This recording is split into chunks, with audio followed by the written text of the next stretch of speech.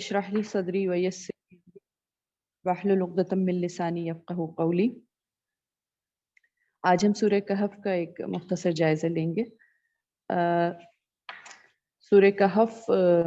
مکہ کے تیسرے دور میں نازل ہوئی ہے، یعنی جب کہ بہت شدید ظلم و ستم بس شروع ہو رہا تھا اور ہجرت حبشہ بھی ہوئی نہیں تھی، یعنی اس سے پہلے تک کفار مذاق اڑانے پر اور استہزاء کرنے پر اور تانے اور پپتیاں کسنے پر گزارا کرتے تھے یا پھر غلاموں پر ظلم کرتے تھے، لیکن اب یہ جو سورہ کہف کا نزول ہے اس کے بعد بہت شدید ظلم شروع کر دیا تھا، اور پھر ہر طرح کی مشکلات مسلمانوں پہ انہوں نے ڈالنی شروع کر دی تھیں۔ اس وجہ سے نبی کریم صلی اللہ علیہ وسلم نے پھر ہجرت حبشہ کا حکم دیا تھا، اور یہ ہجرت حبشہ سے جس پہلے نازل ہوئی ہے، اور یہ کفار کے کچھ سوالات تھے جن کے جواب میں نازل ہوئی ہے، اور یہ انہوں نے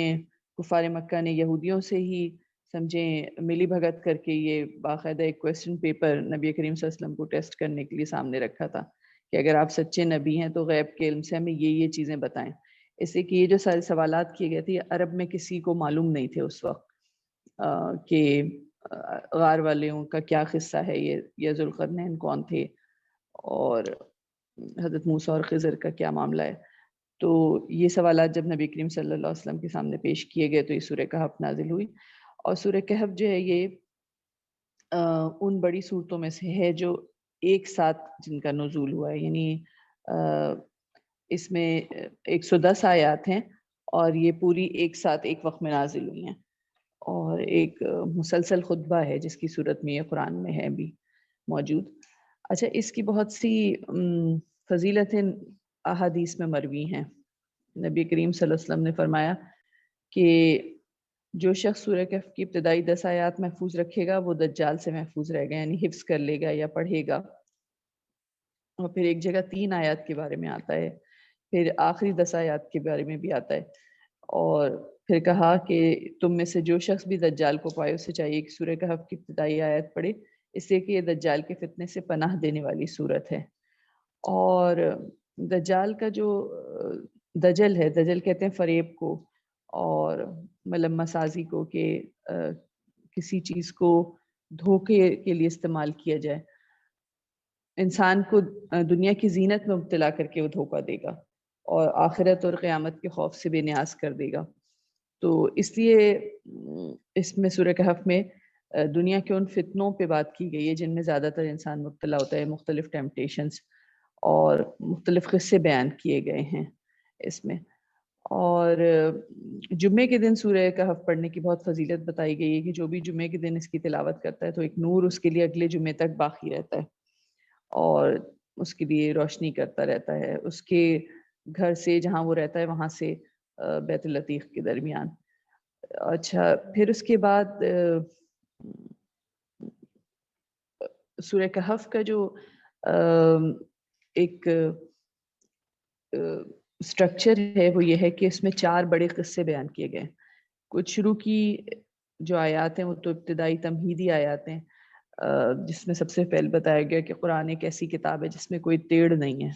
اور کوئی کجی نہیں ہے قرآن میں، اور بالکل اور بہت واضح سی کتاب ہے کہ اپنے بات اپنا مدعا بہت صاف صاف بیان کرتی ہے۔ اور شروع ہی اس سے کہ الحمدللہ الذی انزل علی عبدہ الکتاب ولم یجعل لہ عوجا، کہ تعریف اللہ ہی کے لیے ہے یا حمد اللہ ہی کے لیے ہے جس نے اپنے بندے پر یہ کتاب نازل کی اور اس میں کوئی ٹیڑھ نہ رکھی، یعنی کوئی ایسی بات نہیں ہے اس میں جو سمجھ میں آنے میں کسی کو بھی مشکل ہو۔ پھر اس کے بعد اس کتاب کا مقصد بتایا گیا کہ یہ لوگوں کو خدا کے سخت عذاب سے خبردار کرنے والی کتاب ہے، اور ایمان لانے والوں کو، نیک عمل کرنے والوں کو یہ خوشخبری دیتی ہے کہ ان کے لیے اچھا اجر ہے جہاں وہ ہمیشہ رہیں گے، اور ان لوگوں کو یہ ڈرانے کے لیے اور ان لوگوں کے لیے انذار کا کام کرنے آئی ہے جو کہتے ہیں کہ نعوذ باللہ اللہ نے کسی کو بیٹا بنایا ہے، اور یہ بات وہ اس لیے کہتے ہیں کہ ان کو کوئی علم نہیں ہے اور نہ ان کے باپ دادا کو تھا، تو یہ بہت بڑی بات ہے جو ان کے منہ سے نکلتی ہے۔ اور پھر اس کے بعد آگے نبی کریم صلی اللہ علیہ وسلم کی کیفیت پہ ایک تبصرہ ہے کہ محمد صلی اللہ علیہ وسلم شاید آپ اس غم میں جان ہی اپنی گھلا دینے والے ہیں یا اپنی جان ہی کھو دینے والے ہیں اگر یہ اس تعلیم پر ایمان نہ لائے، یعنی یہ بھی بہت پیارے طریقے سے اس میں بتایا گیا کہ حضور اکرم صلی اللہ علیہ وسلم کو زیادہ دکھ اور تکلیف اس بات کا نہیں تھا کہ ان کے ساتھیوں کو اذیت دی جا رہی ہے، بلکہ اس سے بھی زیادہ دکھ اور تکلیف ان کو اس بات کا تھا کہ مکہ والے یا ان کی اپنی قوم کے لوگ اس دعوت کو قبول نہیں کر رہے، اور نبی کریم صلی اللہ علیہ وسلم کو سامنے نظر آ رہا تھا کہ اگر یہ اس طرح جھٹلائیں گے اللہ کے پیغام کو تو کیا انجام ان کا ہونے والا ہے، اور وہ چیز ان کو بھلائی جا رہی تھی کہ پھر ہماری قوم پہ بھی ہلاکت یا اللہ کا عذاب نہ آ جائے۔ اور پھر اللہ تعالیٰ نے شروع ہی اس سے کیا کہ یہ جو کچھ بھی ہے، انا جعلنا ما علی الارض زینۃ اللہ لنبلوہم ایہم احسن عملا، یعنی یہ جو کچھ بھی سر و سامان دنیا پر زمین پر نظر آتا ہے، یہ ہم نے اس کو زمین کی زینت بنایا ہے تاکہ ان لوگوں کو آزمائیں کہ ان میں سے کون بہتر عمل کرنے والا ہے، احسن عمل کا ٹیسٹ لینے کے لیے۔ اور جب یہ ٹیسٹ مکمل ہو جائے گا تو اللہ تعالیٰ اس سب کو واپس چٹیل میدان بنا دیں گے، یعنی یہ سب کچھ ختم ہو جائے گا، یہ کچھ ٹیمپرری پیریڈ آف ٹائم کے لیے ایک سیٹنگ اللہ تعالیٰ نے کی ہے، ایک ٹیسٹ لگایا ہے، جب اس کے سارے مقاصد پورے ہو جائیں گے تو یہ پھر اس کو ختم کر دیا جائے گا۔ اب اس کے بعد پھر وہ قصے شروع ہوئے ہیں جو 4 قصے اس میں بیان کیے گئے ہیں۔ ایک تو اصحاب کہف کا قصہ بیان کیا گیا ہے، پھر 2 باغ والوں کا قصہ بیان کیا گیا ہے، پھر حضرت موسیٰ اور حضرت خضر کا قصہ ہے، اور پھر اس کے بعد حضرت ذوالقرنین کا قصہ بیان کیا گیا ہے۔ اس میں بہت سے اہم موضوعات ڈسکس ہوئے ہیں، اور بیچ میں بالکل سینٹر میں اس میں تبصرہ بھی ہے پہلے 2 قصوں کے بعد، اور انسان کو اس کی حقیقت بھی بتائی گئی ہے کہ کیسے شیطان سے اس کی دشمنی شروع ہوئی اور کیسے اس کو بچنا چاہیے۔ اور جو 4 قصے ہیں، چاروں میں ایک الگ الگ لیسن ہے۔ پہلا قصہ جو غار والوں کا ہے وہ ایک ٹرائل آف فیتھ سے متعلق ہے کہ ایمان کی آزمائش ہوتی ہے تو کیسے ہوتی ہے اور کیا کرنا چاہیے۔ اصحاب کہف کو اللہ تعالیٰ نے مثال کے طور پہ پیش کیا ہے۔ دوسرا قصہ جو ہے کہ 2 باغ والوں کا، ان کے قصے میں اللہ تعالیٰ نے بتایا کہ مال اور اولاد کس طرح سے آزمائش ہے، اور یہ ٹرائل آف ویلتھ ہے کہ اگر آپ کو دولت دی گئی ہے تو کس طرح کی آزمائش آ سکتی ہے، اور اس میں صحیح رویہ کیا ہے۔ دونوں کا بتایا گیا کہ ایک کا غلط تھا اور ایک کا صحیح، اس پہ تبصرہ کیا گیا۔ پھر اس کے بعد حضرت موسیٰ اور خضر کا جو قصہ ہے، یہ ٹرائل آف نالج ہے کہ جب انسان کو علم حاصل ہوتا ہے تو وہ کس طرح کے فتنے میں پڑ سکتا ہے یا کس طرح اس کو بچنے کے لیے کوشش کرنی چاہیے۔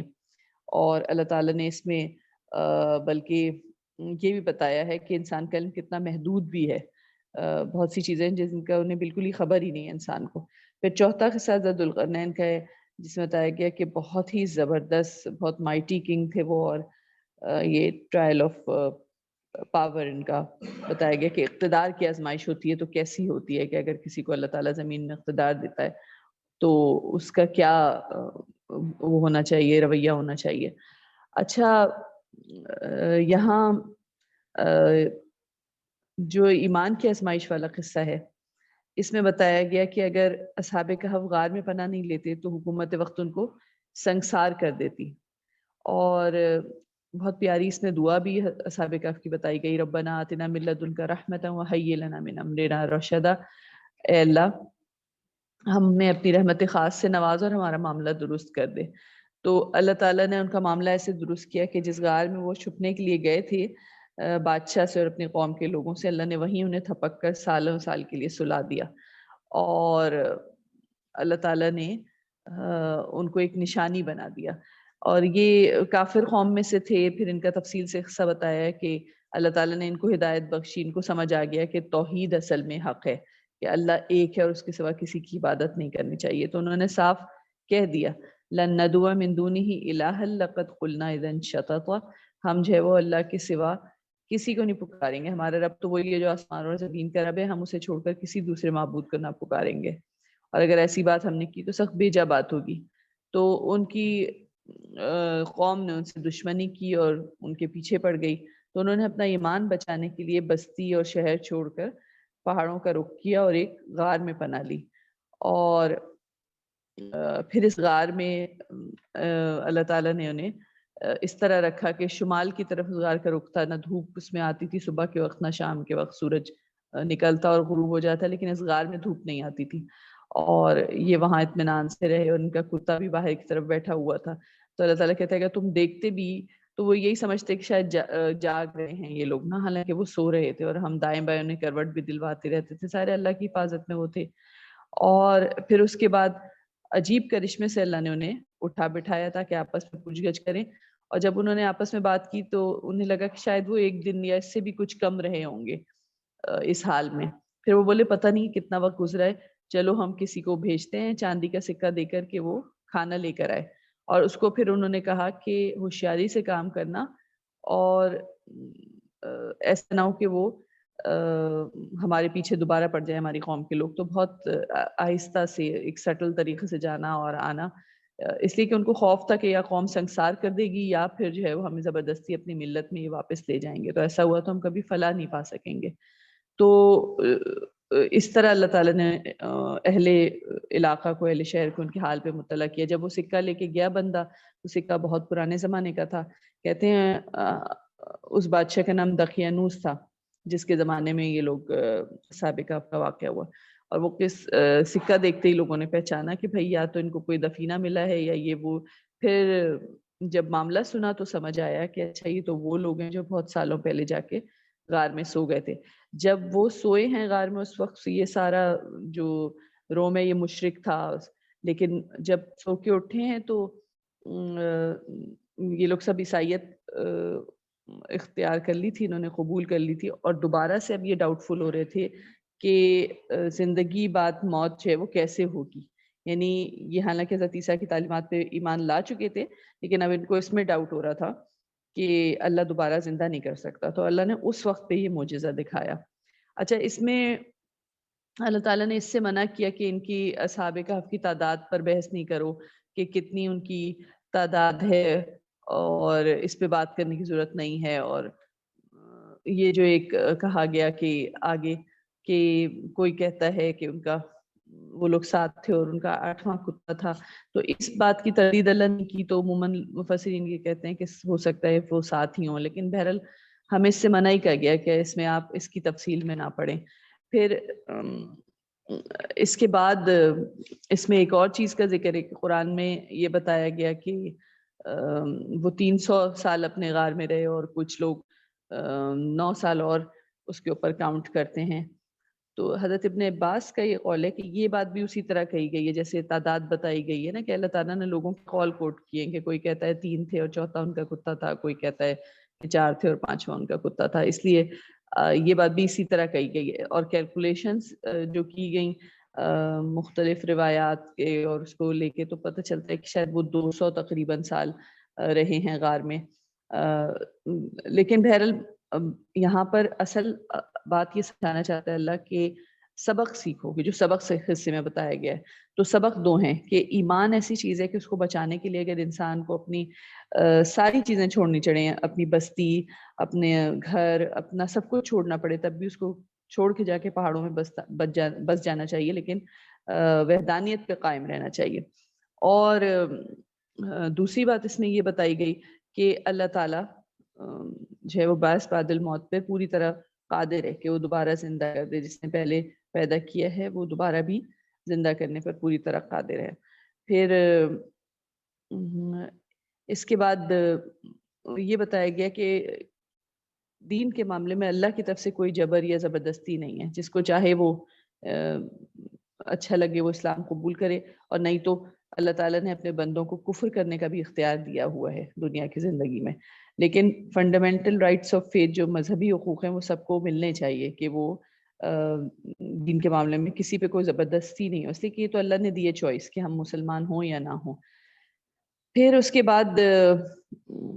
ان کے داروں کا ذکر کرنے کے بعد اللہ تعالیٰ نے ایک سور بیان کیا جس میں 2 باغ والوں کا ذکر ہے. اور اس میں کہا گیا کہ ایک جو ہے وہ بہت بڑا زمیندار تھا جس کے پاس مال بھی بہت زیادہ تھا اور اولاد بھی بہت زیادہ تھی. تو اس نے کہا اپنے دوست سے کہ انا اکثر من کا مالا ہوں وعز نفرا، میں تم سے مال میں بھی زیادہ ہوں اور میری نفری، میری اولاد بھی زیادہ ہے. تو اور اس نے کہا کہ مجھے یہ لگتا ہے، میرا یہ گمان ہے کہ میرا یہ جو مال ہے یہ کبھی بھی جو ہے وہ ختم نہیں ہوگا. اور اس پہ اس نے یہ بھی ایک کہا کہ مجھے نہیں لگتا کہ قیامت آئے گی. وما اظن الساعۃ قائمہ، مجھے لگتا نہیں، میرا گمان نہیں ہے کہ قیامت آئے گی. اور اگر آئی بھی تو وَلَئِن رُدِدتُّ إِلَىٰ رَبِّي لَأَجِدَنَّ خَيْرًا مِّنْهَا مُنقَلَبًا، تو اس نے کہا کہ اگر آئی بھی تو میں اپنے رب کے ہاں اس سے بھی شاندار جگہ پاؤں گا. یعنی اس نے اپنے گمان کی پیروی کی اور اس کو جو خیال آیا وہ کہتا گیا. تو اس کے دوست نے جواب میں اس سے یہی کہا کہ کیا تو اپنے رب سے شرک کرتا ہے. اب دیکھیں اس میں غور کرنے کی بات ہے کہ حالانکہ کہاں اس میں وہ بس اس نے آخرت کا انکار کیا اور اس نے کہا کہ اگر میں آخرت کے انکار کے بعد اگر آ بھی گئی آخرت، آپ نے شک کا اظہار کیا، یعنی وہ اس نے گمان کا اظہار کیا کہ اگر آ بھی گئی تو مجھے اچھی جگہ ملے گی. تو اس کو کہا گیا کہ یہ تو شرک ہے نا ایک طرح سے کہ نہ مانا جائے اللہ کے حکم کو. اور پھر بعد میں اس نے خود بھی یہ کہا یا لیتنی لم اشرک بربی احدا، کاش میں اپنے رب سے میں نے شرک نہ کیا ہوتا. اور پھر اللہ تعالیٰ نے اصول کی بات یہ بتائی کہ جب اللہ مدد نہ کرے تو کسی کی کوئی مدد کام نہیں آتی. کوئی لشکر کوئی جتھا اس کے کام نہ آیا اور اللہ کی پکڑ سے اس کو پھر کوئی بچا نہیں سکا. اس کا باغ آخر میں ختم ہوا. اور چھوٹا جو زمیندار تھا جس نے اس کو تبلیغ کی، اس کے اوصاف یہ بتائے کہ اس نے کہا کہ ولا اشرک بربی احدا، میں جو ہے وہ اپنے رب سے شرک نہیں کرتا. اور وہ اس نے اس شخص کو بھی ٹوکا اور کہا کہ تم نے ماشاء اللہ لا قوت الا باللہ، ماشاء اللہ لا حول ولا قوت الا باللہ کیوں نہیں تم نے کہا اپنے باغ میں داخل ہوتے ہوئے. اور پھر اس نے کہا کہ میں تو اپنے رب کی اس پر ہی یقین رکھتا ہوں اور میں شکر کرتا ہوں. اور اس کے بعد اللہ تعالیٰ نے اس قصے کو سنانے کے بعد کہا ہنالک الولایۃ للہ الحق وہو خیر ثوابا وخیر عقبا. یہاں اس سے معلوم ہوا کہ کارسازی کا سارا اختیار اللہ رب العالمین کے لیے ہے اور وہ بہترین ہے جو انجام وہ دکھائے اور بہترین ثواب وہ یہ جو اللہ عطا کرے، تو بہترین نام وہ یہ جو اللہ عطا کرے. اور پھر اسی میں ایک اور ضمناً بات نبی کریم صلی اللہ علیہ وسلم کو کہی گئی کہ لا تقولن لشیء انی فاعل ذلک غدا، کہ کسی چیز کے بارے میں یہ نہ کہو کہ میں کل یہ کام کر دوں گا. تم کچھ نہیں کر سکتے اللہ یہ کہ اللہ چاہے. اور اگر بھولے سے بھی ایسی بات زبان سے نکل جائے تو فوراً اپنے رب کو یاد کرو اور کہو کہ امید ہے میرا رب اس معاملے میں رشد سے قریب تر بات کی طرف میری رہنمائی فرما دے گا. اور پھر یہ دونوں دوستوں کا، اور اس کے بعد اس قصے کے بعد پھر اللہ تعالیٰ نے اچھے طریقے سے دنیا کی زندگی کی مثال بتائی ہے کہ دنیا کی زندگی ہے ایسے ہی کہ جیسے بارش ہوئی اور اس کے بعد وہ نکل آئے اس میں دنیا کی زینت ہے یہ سارا کہ اللہ تعالیٰ نے پھل بیل بوٹے اور یہ ساری چیزیں اگائیں اور پھر یہ سب کچھ بہت لہلہاتا ہوا ہرا بھرا نظر آیا اور پھر اس کے بعد ایک دم جو ہے وہ سارے بھس بن کے رہ گئے چیزیں جو ہیں. یعنی دنیا کی زندگی کی حقیقت یہ ہے کہ ایک چیز شروع ہوتی ہے، اسٹارٹ ہوتی ہے، پھر وہ اپنے عروج کو پہنچتی ہے، پھر ایک وقت اس کو زوال بھی آتا ہے اور دنیا اسی طرح پوری چل رہی ہے. اور پھر جتنی بھی اچھی ہمیں یہ نظر آ رہی ہے کہ سیٹ ہے بہت چل رہی ہے، لیکن یہ ایک دن ختم ہو جائے گی اور اللہ رب العالمین کسی پہ ظلم نہیں کرے گا. اور یہی حیات دنیا کی حقیقت ہے اصل میں کہ وہ ایک دن ختم ہو جائے گی اور اللہ تعالیٰ کہے گا کہ لو دیکھو تم آ گئے نا ہمارے پاس اسی طرح جس طرح ہم نے تم کو پہلی بار پیدا کیا تھا. اور وعدے کا جو مقرر وقت ہے تم سمجھتے تھے کہ نہیں آئے گا لیکن وہ آ گیا اور نامہ اعمال سامنے رکھ دیا جائے گا. اور پھر کتاب جو ہے اس کے بارے میں مجرمین ڈر رہے ہوں گے کہ کوئی بات اس میں درج ہونے سے نہیں رہ گئی اور چھوٹی بڑی ساری حرکتیں اس میں درج ہو جائیں گی اور تیرا رب کسی پر ظلم نہ کرے گا. اور اس کے بعد وہ قصہ بیان کیا گیا، یہ بالکل بیچ میں سورہ کہف کے کہ فرشتوں سے کہا گیا کہ آدم کو سجدہ کرو تو انہوں نے سجدہ کیا مگر ابلیس نے نہ کیا. اور یہاں جو ہے نا تصریح کی گئی ہے کانا من الجن ففسق عن امر ربی، وہ جنوں میں سے تھا اس لیے اپنے رب کے حکم کی اطاعت سے نکل گیا. یعنی بہت سی جگہ پہ قرآن میں بس یہ کہا گیا کہ وہ تھا فرشتوں کو حکم دیا گیا، سب فرشتوں نے سجدہ کیا لیکن ابلیس نے نہیں کیا. تو یہاں دیکھیں کلیئر بتایا گیا کہ وہ اصل میں جن تھا، ظاہر اس کو اختیار دیا گیا تھا کہ چاہے تو وہ سجدہ کرے اور چاہے تو نہ کرے. یعنی حکم کی اطاعت اس کو اختیاری تھی تو اس نے منع کر دیا، اس نے کہا میں نہیں سجدہ کروں گا. اور یہ دوسری جگہ قرآن میں کوٹ بھی ہوا ہے کہ اس نے کہا انا خیر من، سجدہ نہ کرنے کی وجہ اس نے یہ بتائی کہ میں اس سے بہتر ہوں. اور خلقتنی من نار وخلقتہ من طین، تو نے مجھے آگ سے پیدا کیا اور اس کو مٹی سے پیدا کیا، اس لیے میں اس کو سجدہ نہیں کروں گا. اور یہ بات اللہ کو سخت ناپسند آئی. اور اللہ تعالیٰ لیکن یہاں پہ ذکر کر کے پھر کہتے ہیں کہ تم لوگ ایسے ہو کہ اس کو اور اس کی ذریت کو اپنا خدا بناتے ہو، حالانکہ وہ تو خود مخلوق ہے اور مخلوق بھی ایسی ہے، شیطان اور ابلیس کے گمراہ مخلوق ہے اور اس کو تم اپنا خدا بناتے ہو اور اس کی پیروی کرتے ہو. اور پھر اللہ تعالیٰ کہتا ہے قیامت کے روز اللہ تعالیٰ کہے گا کہ پکارو ان ہستیوں کو جن کو تم میرا شریک سمجھ بیٹھے تھے، لیکن کوئی ان کی مدد کو نہیں آئے گا، اور ہم ہلاکت کا گڑھا ان کے لیے مشترک کر دیں گے. اور سارے مجرم اس روز آگ دیکھیں گے اور سمجھ لیں گے کہ اس نے اسی میں گرنا، اور کوئی جائے پناہ ان کو نہیں ملے گی. پھر قرآن کا ذکر کیا کہ یہ جو قرآن ہے اللہ تعالیٰ نے اس میں بہت طریقوں سے مثالیں دے دے کر لوگوں کو سمجھایا ہے، لیکن انسان اصل میں جھگڑالو واقع ہوا ہے، وہ جھگڑے میں لگا رہتا ہے بات سمجھنے کے بجائے. اور جب ہدایت سامنے آئی تو اپنے رب کے حضور معافی چاہنے سے ان کو کس چیز نے روکا؟ سوائے اس کے اور کوئی چیز نہیں تھی کہ وہ منتظر ہیں کہ ان کے ساتھ بھی وہی کچھ ہو جو پچھلی قوموں کے ساتھ ہو چکا ہے، یا پھر عذاب سامنے سے آتے ان کو نظر آ جائے. اور پھر رسولوں کا ذکر کیا اللہ تعالیٰ نے کہ کتابیں دے کے جب رسول اللہ تعالیٰ بھیجتے ہیں تو وہ صرف اسی غرض سے بھیجے جاتے ہیں کہ بشارت اور تنبیہ کی خدمت انجام دیں، مگر کافروں کا حال یہ ہے کہ باطل کے ہتھیار لے کر حق کو نیچا دکھانے کی کوشش کرتے ہیں، اور جو آیات اور جو تنبیہات انہیں کی گئیں اس کو انہوں نے مذاق بنا لیا ہے. اور اس سے بڑھ کر ظالم اور کون ہوگا جیسے اس کے رب کی آیات سنا کر نصیحت کی جائے مگر وہ ان سے منہ پھیرے. اور پھر اس کے بعد یعنی یہ پورا تبصرہ کیا گیا ہے کہ اصل میں تو یہ ہدایت تمہارے بھلے کے لیے آئی تھی کہ تم اس کو اختیار کرتے، اس پر ایمان لاتے تو تمہارا اپنا فائدہ تھا، لیکن تم نے الٹا کیا کہ انبیاء کو جھٹلایا. اور ابھی بھی نبی کریم صلی اللہ علیہ وسلم کو جھٹلانے والوں کو اللہ تعالیٰ ایک انذار کر رہا ہے کہ یہ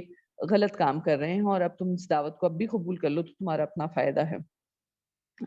اور پھر اس کے بعد اللہ تعالیٰ نے اپنی صفات بتائی کہ وَرَبُّكَ الْغَفُورُ ذُو الرَّحْمَةِ، کہ اللہ بہت درگزر کرنے والا ہے اور بہت رحم کرنے والا ہے، بہت رحیم ہے. اس لیے وہ فوراً کرتوتوں پہ ان کو پکڑ نہیں رہا، ورنہ عذاب بھیج دیتا. اور عذاب رسیدہ جو بستیاں وہ تو سامنے موجود ہیں کہ اللہ تعالیٰ نے ان کو کیسے ہلاک کیا ہے، اس لیے کہ ان کا وقت مقرر آ گیا تھا. یہ دو قصے، اور پھر اس کے بعد اس میں تیسرا قصہ حضرت موسیٰ حضرت خضر کا بیان ہوا ہے کہ حضرت موسیٰ کے بارے میں پتہ چلتا ہے کہ انہوں نے ایک دفعہ سوال کیا تھا کہ علم کے بارے میں کہ کون زیادہ علم رکھتا ہے، تو اللہ تعالیٰ نے ان کو حضرت خضر سے ملوایا، اور نشانی ان کو یہ بتائی گئی کہ وہ ٹریول کریں گے یہاں تک کہ دو دریاؤں کے سنگم پہ نہ پہنچ جائیں، یعنی مجمع البحرین کا لفظ ہے یہاں پر نا. اور وہ سنگم پہ پہنچنے کے بعد نشانی بتائی گئی کہ ان کی جو ناشتے کی مچھلی ہوگی وہ غائب ہو جائے گی پراسرار طریقے سے. تو اسی کا ذکر ہے کہ جب وہ اس کے سنگم پہ پہنچے تو مچھلی سے غافل ہو گئے، وہ نکل کر دریا میں ایسے چلی گئی جیسے سرنگ لگی ہو. اور جب خادم سے کہا کہ لاؤ تو اس نے کہا کہ بھائی وہ تو عجیب طریقے سے دریا میں چلی گئی اور میں ذکر بھی کرنا بھول گیا، اس لیے شیطان نے مجھے بھلا دیا. تو پھر وہ وہاں سے اپنے نقش قدم پہ واپس ہوئے اور پھر واپس اس جگہ پہ پہنچے جہاں مچھلی غائب ہوئی تھی، تو انہیں حضرت خضر ملے. اور حضرت خضر کا نام قرآن میں نہیں آیا ہے، قرآن میں اس کو بس ہمارا ایک بندہ کہا گیا ہے، لیکن روایات میں احادیث کی نبی کریم صلی اللہ علیہ وسلم نے بتایا کہ یہ حضرت خضر تھے. اور اللہ تعالیٰ ان کے بارے میں کہتے ہیں کہ ہم نے اپنی رحمت سے انہیں نوازا تھا اور اپنی طرف سے خاص علم عطا کیا تھا. تو حضرت موسیٰ نے ان سے کہا کہ کیا میں آپ کے ساتھ رہ سکتا ہوں تاکہ آپ مجھے اس دانش کی تعلیم دیں جو اللہ تعالیٰ نے آپ کو سکھائی ہے. اور انہوں نے جواب دیا کہ آپ میرے ساتھ صبر نہیں کر سکتے، اور اس کی وجہ یہ کہی وَكَيْفَ تَصْبِرُ عَلَى مَا لَمْ تُحِطْ بِهِ خُبْرًا، اور آپ کیسے اس بات پر صبر کریں گے جس یہ بات بھی ان کو معلوم تھی کہ انسانوں کے لیے بڑا مشکل ہے صبر کرنا، اس لیے کہ ان کو آگے کی کچھ خبر ہی نہیں ہوتی ہے. وجہ ان کو سمجھ ہی نہیں آ رہی ہوتی کہ کوئی کام ہوا ہے، کوئی واقعہ، کوئی حادثہ ہوا ہے تو کس وجہ سے ہوا ہے، تو اس لیے صبر کرنا مشکل ہوتا ہے. تو یہ خود انہوں نے ایڈمٹ بھی کیا کہ واقعی میں جس چیز کی خبر ہی نہ ہو اس پہ صبر کرنا بہت مشکل ہوتا ہے.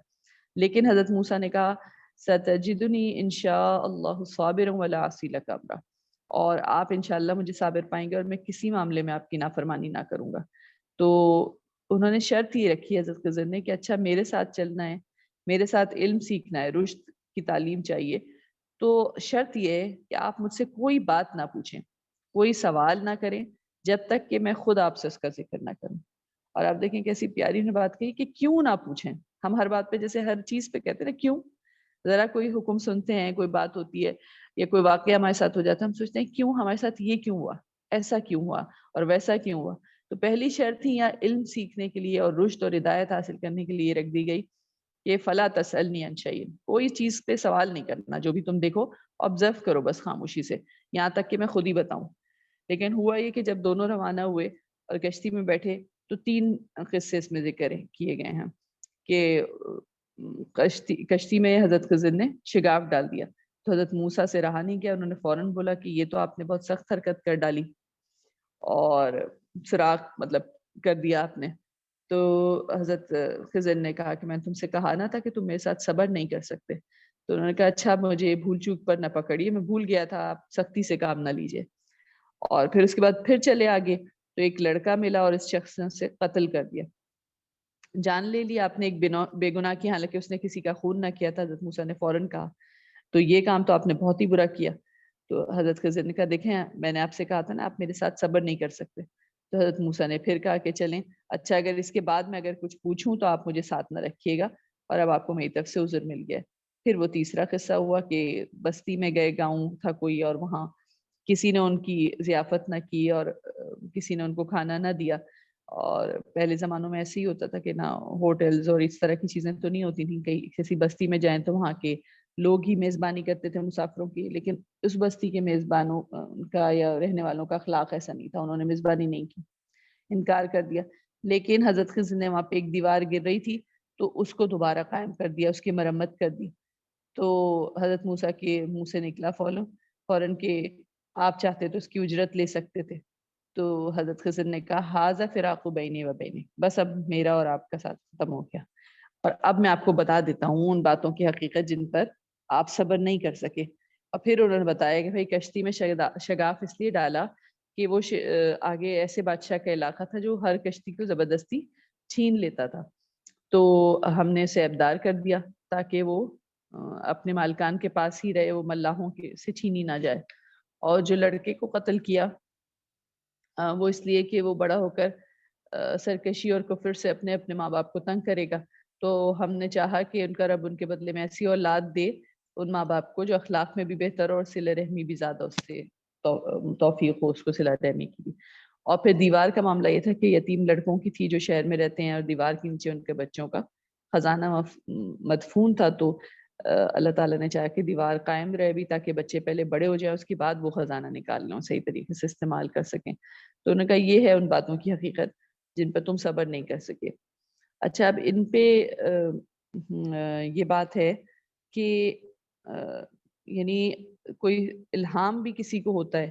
تب بھی یہ جائز نہیں ہوتا کہ نص شریع کے خلاف کوئی کام کیا جائے. یعنی اس میں اگر آپ کو پہلے سے اندازہ ہو گیا کہ یہ لڑکا بڑا ہو کر کافر اور فاجر بنے گا تو اس کو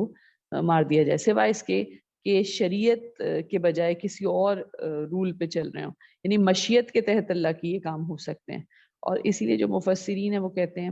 کہ حضرت خضر کے بارے میں غالب گمان یہ ہے کہ وہ فرشتے تھے اور فرشتے ہیں، اور اللہ تعالیٰ ان سے شریعت کے تحت نہیں بلکہ اپنی مشیت کے تحت کام لے رہا تھا. اور وہی مشیت ربانی پہ سے پردہ اٹھا کے انہوں نے حضرت موسیٰ کو ایک آئیڈیا دکھایا کہ دیکھو کام سارے وہی نہیں ہیں جو تمہاری ظاہر بین نگاہ دیکھتی ہے، بلکہ پردے کے پیچھے کچھ ایسی چیزیں بھی ہو رہی ہیں جن کو تم نہیں سمجھ سکتے، اور تمہیں ان کی جو لاجک ہے وہ سمجھ نہیں آتی ہے، لیکن وہ اللہ کی مشیت کے تحت ہو رہی ہیں اور اللہ کے حکم سے ہو رہی ہیں، اور اس میں تمہارے لیے ہی رحمت ہے اور تمہارے لیے ہی فائدہ ہے. اور اس میں پورا یہ سمجھانے کے بعد کچھ مفسرین نے تفصیل بھی بیان کی ہے کہ بھئی کہیں بھی یہ نہیں بتایا گیا کہ یہ جو بندہ تھا جس کے پاس حضرت موسیٰ گئے تھے علم حاصل کرنے کے لیے انسان تھا. بندے کا لفظ قرآن میں فرشتوں کے لیے بھی استعمال ہوا ہے، تو غالب گمان یہی کہ حضرت خضر بھی اللہ کے کوئی فرشتے جو شریعت کے بجائے مشیت کے تحت احکامات کو فالو کرنے پر مامور ہیں. اچھا اس کے بعد پھر آگے آتا ہے یسألونک عن ذی القرنین، یعنی اور محمد یہ لوگ تم سے ذوالقرنین کے بارے میں پوچھتے ہیں. یعنی اس سے بھی پتہ چلتا ہے کہ ہاں ان کے سوالات کے جواب میں ہی سورہ کہف نازل ہوئی ہے. اور ہم بتاتے ہیں قصہ. اچھا یہ ذوالقرنین کا قصہ بھی عرب میں کسی کو پتہ نہیں تھا. ذوالقرنین کا مطلب ہوتا ہے 2 سینگوں والا، اور اللہ تعالیٰ نے ان کے بارے میں یہاں پہ بتا دیا کہ ہم نے ان کو زمین میں اقتدار دے رکھا تھا اور ان کو ہر قسم کے اسباب اور وسائل بخشے تھے. اچھا اس میں کافی لوگوں نے ڈیبیٹ بھی کی ہے کہ بھئی یہ الیگزینڈر یعنی جو سکندر اعظم تھے وہ تھے یا کون تھا. تو یہ مطلب کوئی بہت بڑے فاتح تھے اور ان کا زمانہ سکندر اعظم سے تو میچ نہیں کرتا، لیکن اور بہت سے جو گزرے ہیں ہسٹری میں، بڑے نوٹوریس قسم کے حکمران، ان سے میچ بھی کرتا ہے کئی جگہ پر کہ لوگ گمان کرتے ہیں یہ ہوں گے یا یہ ہوں گے یا یہ، لیکن اصل بات یہ کہ اس میں لیسن ہے کہ ان کو اللہ تعالیٰ نے بہت زبردست اقتدار بخشا، تو انہوں نے کیا کیا. یہاں اللہ تعالیٰ بتا رہے کہ ایک مہم کا سامان انہوں نے کیا، یہاں تک کہ غروب آفتاب کی حد کو وہ پہنچ گیا. یعنی ایک طرف چلے تو اتنا ٹریول کیا کہ بالکل خشکی وہاں ختم ہوئی، اور سمندر جو ہے وہ سورج جو ہے وہ ایک کالے پانی میں ڈوب رہا تھا، سمندر شروع ہو گیا تھا، یا کوئی پانی کا جو بھی مفسرین لکھتے ہیں عین حمیتن کہا گیا، تو میں خیال یہ کہ وہ سمندر کے بجائے جھیل اور یا خلیج ہوگی کوئی، اس طرح کا لفظ استعمال کیا گیا ہے. اور وہاں ان کو قوم ملی، اور اللہ تعالیٰ نے کہا کہ تجھے یہ بھی قدرت حاصل ہے کہ ان کو تکلیف پہنچا، اور یہ بھی کہ ان کے ساتھ نیک رویہ اختیار کریں. یہ فل اتھارٹی ان کو دی گئی. تو انہوں نے یہ چوز کیا کہ جو ان میں سے ظلم کرے گا اس کو تو سزا دیں گے، اور پھر اپنے رب کی طرف پلٹایا جائے گا اور وہ زیادہ سخت عذاب دے گا، لیکن جو ایمان لائے گا اور نیک عمل کرے گا اس کو ہم نرم کام دیں گے، اس کے لیے ہم اچھی جزا دیں گے. یعنی انہوں نے خود اللہ کی راہ چلنا پسند کیا اپنی چوائس سے. پھر اس کے بعد پھر انہوں نے دوسری مہم کی. جب دوسری مہم انہوں نے کی تو وہ طلوع آفتاب کی حد پر جہاں پہنچے، وہاں ایسی قوم پہ سورج طلوع ہو رہا تھا جس کے لیے دھوپ سے بچنے کا کوئی سامان ہم نے نہیں کیا تھا. اللہ تعالیٰ کہہ رہے یہ حال تھا ان کا، اور ذوالقرنین کے پاس جو کچھ تھا ہم جانتے تھے. اور پھر تیسری ایک مہم کی انہوں نے کہ دو پہاڑوں کے درمیان جا پہنچے، اور وہاں پہ ایسی قوم ملی جو مشکل سے کوئی بات سمجھتی تھی. تو حضرت ذوالقرنین نے خیر ان سے کمیونیکیٹ کیا، ان کا مسئلہ سمجھا. انہوں نے کہا کہ بھائی یاجوج اور ماجوج ہے وہ بہت زیادہ تنگ کرتے ہیں یہاں، اور یاجوج اور ماجوج کے فتنوں سے ہمیں بچانے کے لیے آپ ایک دیوار تعمیر کر دیں. اور دیوار تعمیر کرنے کی انہوں نے حامی بھر لی، اور کوئی اجرت نہیں لی، کوئی ٹیکس نہیں لگایا، صرف ہیلپ لی کہ آپ لوگ میری مدد کریں بنانے میں اپنے ہاتھوں سے، باقی جو کچھ میرے رب نے دیا ہوا ہے وہ بہت ہے. اور پھر اس کے بعد انہوں نے جب بند کی تعمیر کی تو وہ اتنا زبردست بند انہوں نے تعمیر کیا کہ لوہے کی چادریں منگائیں، لوہے کی چادروں سے درمیانی خلا کو پاٹ دیا، اور پھر آگ دہکائی. جب آہنی دیوار بالکل سرخ ہو گئی تو پھر اس پہ پگھلا ہوا تانبا انڈیلا. یعنی اس سے یہ بھی پتہ چلتا ہے کہ یہ برونز ایج کے دور کے ہوں گے، کہ آئرن ایج کے بعد تانبے کا بھی اس میں ذکر ہے کہ وہ بھی تانبے کی بھی کاسٹنگ اور وہ چیزیں مطلب انسان کو ہینڈل کرنی آ گئی تھیں. اور پھر یہ بند ایسا تھا کہ یاجوج اور ماجوج نہ اس کے اوپر سے چڑھ کر آ سکتے تھے، نہ اس میں نقب لگا سکتے تھے. لیکن پھر بھی اتنی زبردست ٹیکنالوجی یوز کر کے، اتنی زبردست پاورفل چیز بنانے کے بعد بھی انہوں نے یہ نہیں کہا کہ یہ میں نے بنایا بہت اچھا ہے تو یہ رہے گا اسی طرح قائم، بلکہ انہوں نے کہا یہ میرے رب کی رحمت ہے، مگر جب میرے رب کے وعدے کا وقت آئے گا تو وہ اس کو پیوند خاک کر دے گا، اور میرے رب کا وعدہ برحق ہے. یعنی ان کی ساری اسٹرینتھ کے باوجود، اتنے زبردست اقتدار کے باوجود، ان کا جو ٹرسٹ تھا، ان کا جو توکل تھا، وہ اپنی ریسورسز پہ نہیں تھا بلکہ اللہ کی رحمت پہ تھا کہ اللہ جب تک چاہے گا یہ چلے گا، اور پھر اللہ اس کو پیوند خاک کر دے گا. اور پھر اس کی چوتھا قصہ ہے، اور اس کے بعد پھر سم اپ کیا اللہ تعالیٰ نے نا. یہ جو چار قصے بیان کیے گئے ہیں کہ اس لیے کہ جب، اور ان کا دجال سے جو کنیکشن ہے وہ یہ ہے کہ دجال جب آئے گا تو زیادہ تر انہی چار چیزوں پہ لوگوں کو ٹیسٹ کرے گا: trial of faith, trial of wealth, trial of knowledge and trial of power. اور یہی چیزیں دے دے کے وہ لوگوں کو ٹیمپٹ کرے گا کہ وہ کیسے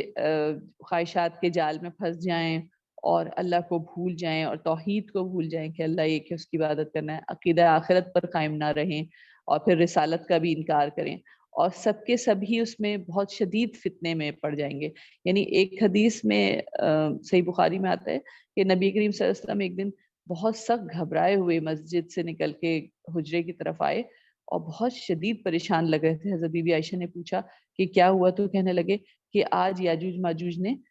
دیوار میں اتنا سوراخ کر دیا ہے، اور اشارے سے شہادت کی انگلی اور انگوٹھے کو ملا کے ایک دائرہ سا بنایا کہ اتنا سوراخ کر دیا، اور بہت شدید پریشان. اور پھر اس کے بعد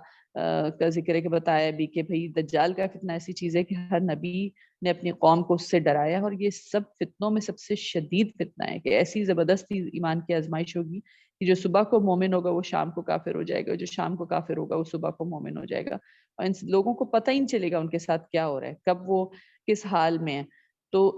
اس حال سے بچنے کے لیے، ایسے فتنوں سے بچنے کے لیے سورہ کہف کی تلاوت کا جو ہے وہ ہم کو حکم دیا گیا کہ آپ پڑھیں، اور جو پڑھے گا وہ بچ سکے گا۔ اور اس کی وجہ یہ ہے کہ یہ ہمیں یاد دہانی کراتی ہے کہ اگر ہمیں ایمان کا مسئلہ ہو تو کیا ہمارا رویہ ہونا چاہیے ایمان کو بچانے کے لیے، کہاں تک ہمیں زور لگانا چاہیے، کہاں تک قربانیاں دینی چاہیے۔ اگر ہمیں ویلتھ اللہ کی طرف سے ملے تو پیسے کی کمی اور زیادتی ہونے پہ ہمارا رویہ کیسا ہونا چاہیے شکر کا، اور کیسے ہمیں یہ سمجھنا چاہیے کہ سب دنیا کی زینت ہے، بس یہ ایک وقت ختم ہو جائے گی۔ اور پھر اگر نالج اللہ تعالیٰ نے دی ہے تو ہم علم کے تکبر میں مبتلا نہ ہوں، اور اللہ کو یاد رکھیں، اور اس بات کو سمجھیں کہ انسان چاہے ساری دنیا کا علم بھی حاصل کر لے اور کتنا ہی بڑا عالم بن جائے، اس کا علم بہت محدود ہے، اصل علم تو اللہ ہی کے پاس ہے۔ پھر اس کے بعد جو چوتھی چیز اس میں کہ اگر آپ کے اللہ نے پاور بہت زیادہ دی ہے تو اس کو صحیح استعمال کریں، صحیح جگہ پر، اور اس سے بھی ڈوج نہ ہو کہ آپ کو غلط راہ پہ انسان لگا دے شیطان۔ پھر سم اپ جو اللہ تعالیٰ نے کہا ہے اس میں کہا ہے الحیات الدنیا، اس کو دنیا کی جو زندگی ہے اس کو اللہ تعالیٰ نے کہا ہے کہ یہ بس چند سرگرمیاں ہیں، چند دنوں کی ایک زینت ہے جو اللہ تعالیٰ نے بنائی ہے، اور پھر اصل بات یہ ہے کہ اللہ تعالیٰ جب قیامت برپا کرے گا تو کیا ہوگا؟ قیامت برپا کرے گا تو لوگوں کو چھوڑ دیا جائے گا، سور پھونکا جائے گا، اور لوگ ایک دوسرے سے گتھم گتھا ہوں گے، اور سارے انسانوں کو جمع کیا جائے گا، اور جہنم کافروں کے سامنے لے آئی جائے گی، اور جو اللہ کی نصیحت کی طرف سے اندھے بنے ہوئے تھے اور کچھ سننے کے لیے تیار نہ تھے، ان کا ٹھکانہ دوزخ ہوگا۔ اور جو لوگ اس کے برخلاف ایمان لا کے عمل صالح کرتے رہے تھے ان کے لیے جنت کی بشارت ہے۔ اور پھر توحید، رسالت اور آخرت، تینوں چیزوں کی دعوت کا جو ہے نا انہوں نے خلاصہ پیش کیا آخر میں، کہ اللہ تعالیٰ کو واحد مان کر جو شخص رسول اللہ صلی اللہ علیہ وسلم کو بشر اور رسول تسلیم کر کے ان کی دعوت پہ ایمان لے آئے اور اللہ سے ملاقات پر یقین رکھے،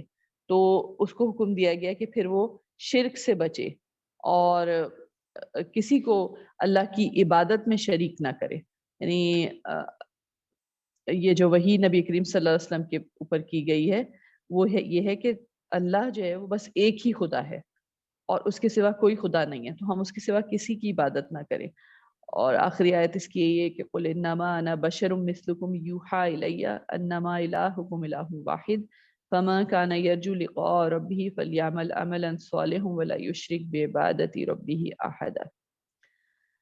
اے محمد صلی اللہ علیہ وسلم کہو میں تو ایک انسان ہوں تم ہی جیسا، میری طرف وحی کی جاتی ہے کہ تمہارا خدا بس ایک ہی خدا ہے، بس جو کوئی اپنے رب کی ملاقات کا امیدوار ہو اسے چاہیے کہ نیک عمل کرے اور بندگی میں اپنے رب کے ساتھ کسی اور کو شریک نہ کرے۔ یہاں سورہ کہف ختم ہوئی ہے۔ اللہ تعالیٰ سے بہت دعا ہے کہ اللہ تعالیٰ اس کے مفہوم ہمیں سمجھا دے، اس کو صحیح طریقے سے پڑھنے والا اور اس کے ذریعے سے ہمیں فتنوں سے بچنے والا بنا دے۔ صدق اللہ العظیم۔ دعا کر لیتے ہیں، اس کے بعد آپ لوگ کوئی بات ایڈ کرنا چاہیے، کوئی سوال تو پھر وہ رکھ لیں۔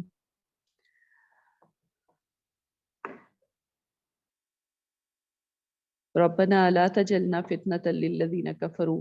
ربنا لا تجعلنا فتنة للقوم الظالمين رب نجنا برحمتك من القوم الكافرين رب انصرنا على القوم المفسدين رب اغفر وارحم وانت خير الراحمين ربنا آتنا في الدنيا حسنة وفي الآخرة حسنة وقنا عذاب النار وادخلنا الجنة مع الأبرار يا عزيز يا غفار اللهم أنت جل القرآن ربيع قلوبنا ونور صدورنا وجلاء أحزاننا وذهب همومنا وغمومنا ربنا لا تؤاخذنا إن نسينا وأخطأنا ربنا ولا تحمل علينا إصرا كما حملته على الذين من قبلنا ربنا ولا تحملنا ما لا طاقة لنا به واعف عنا واغفر لنا وارحمنا أنت مولانا فانصرنا على القوم الكافرين ربنا تقبل منا إنك أنت السميع العليم وتب علينا إنك أنت التواب الرحيم وصلى الله تعالى على خير خلقه وعلى آله وصحبه أجمعين برحمتك يا أرحم الراحمين۔